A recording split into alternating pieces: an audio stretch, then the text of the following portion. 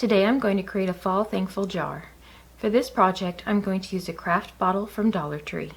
You could also use a mason jar. At the end of the video I will show a comparison between this one and one made from a canning jar. I also purchased some fall ribbon and leaves at the Dollar Tree, and then a package of bows and scarecrow hats from Hobby Lobby.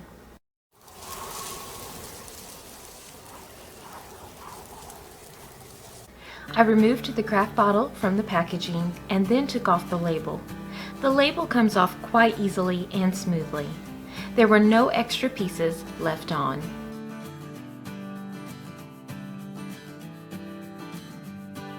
Then I opened up my ribbon and measured how much I would need to circle my jar. Once that was measured, I went ahead and cut the appropriate length.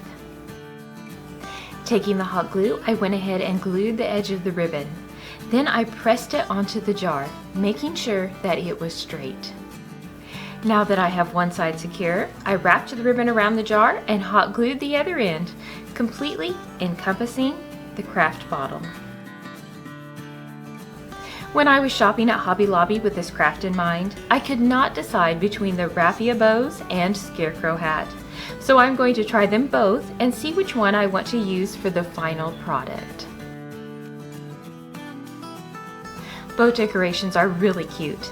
However, for this particular project, I'm going to go with the hat. I'm just going to take the hat, put some hot glue on it, and secure it to the lid.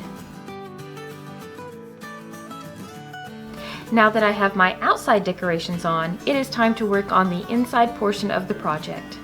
When choosing my leaves, I made sure to purchase the package that had an undecorated side to make the writing a little easier. This craft is great for personal use as home decor. It can also be used as a gift for Sunday school or children's church teachers. Another great use for this craft is to get students involved at school. Have them write some things that they are thankful for that their teacher does, as a note as a parent, PTO, or administrator, and give it as a gift to a teacher. If you are creating this thankful jar for your house, a Sunday school, or a children's church teacher, then these are some of the Bible verse suggestions that I have to write on them.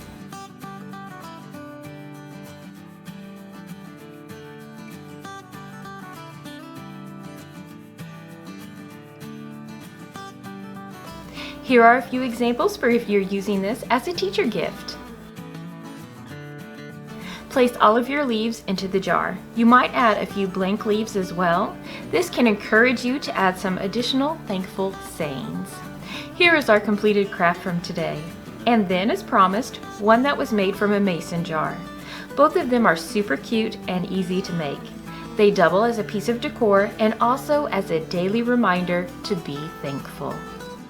Let me know in the comments down below if you create this craft. I would love to know if it was for personal use or for a gift. And I would appreciate it if you would support my channel by subscribing and turning the bell on for notifications.